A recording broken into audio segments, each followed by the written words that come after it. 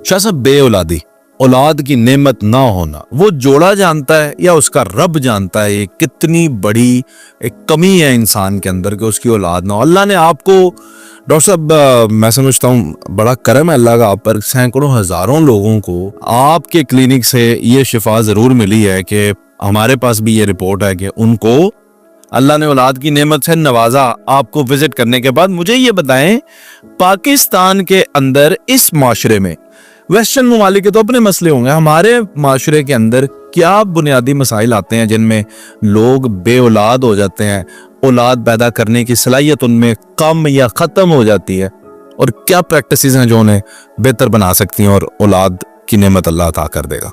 आसिफ भाई, अगर बे औलादी पे बात करें तो मैं उस पे सबसे पहले बात करना चाहूँगा जो मर्द हजरात हैं। और देखें, हमारे इलाज से लातदाद ऐसे शादीशुदा जोड़े जिनकी शादी को कई साल गुजर गए और अल्लाह की ज़ात ने बहुत कम वक्त में उन्हें औलाद जैसी नेमत से नवाजा।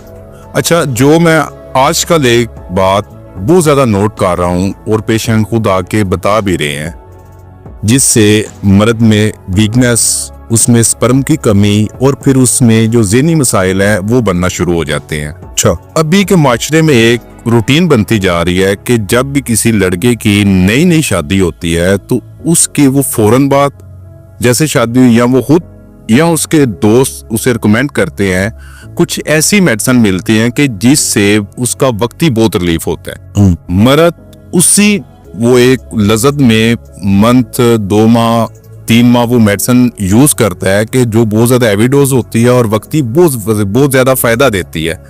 फिर अचानक ये होता है कि जब उस मेडिसिन के उसे साइड इफेक्ट आना शुरू हो जाते हैं। और बाज मर्द मैंने ऐसे देखे हैं कि जब वो हैवी डोज मेडिसिन इस्तेमाल करते हैं और मर्द जब मुझे आके बताते हैं तो मैं बड़ा हैरान होता हूँ कि उन्होंने जब वो मेडिसिन इस्तेमाल की उसके साथ उन्हें सर दर्द या बॉडी पेन की जब शिकायत होती थी वो साथ पेन किलर भी खाते थे। लेकिन वो अपनी लज़्ज़त के लिए 1-2 माह जब उन्होंने इस्तेमाल की तो जब वो छोड़ी तो उसके बाद अचानक उन्हें वीकनेस होगी। जब उन्हें वीकनेस वगैरह हुई उसके साथ उनकी स्पर्म काउंटिंग, उनका हार्मोन लेवल, जितनी चीज़ें हैं यानी स्पर्म की मोर्टेलिटी वगैरह वो सारी ख़त्म होगी, बहुत वीक होगी और उसके बाद वो एक जो अज़वाजी तल्लुक़ होता है उससे भी जाते रहे। तो मैं इसमें ये गुजारिश करना चाहूँगा कि देखिए, जो एक मेन वजह अभी बन रही है कि अब जब आपकी एक नई शादी होती है तो आपकी जो एक नेचुरल प्रोग्रेस है आप उस पे रहें। आप जो एक नेचुरल जो एक कुदरती तरीकाकार है आप कभी भी उसको पार करने की कोशिश मत करें। और जब इस तरह के केसेस हमारे पास आते हैं, आपको नहीं लगता ये लोग नफसियाती मरीज होते हैं? नहीं, नफसियाती मरीज नहीं। देखें, अभी जिस माशरे में हम जा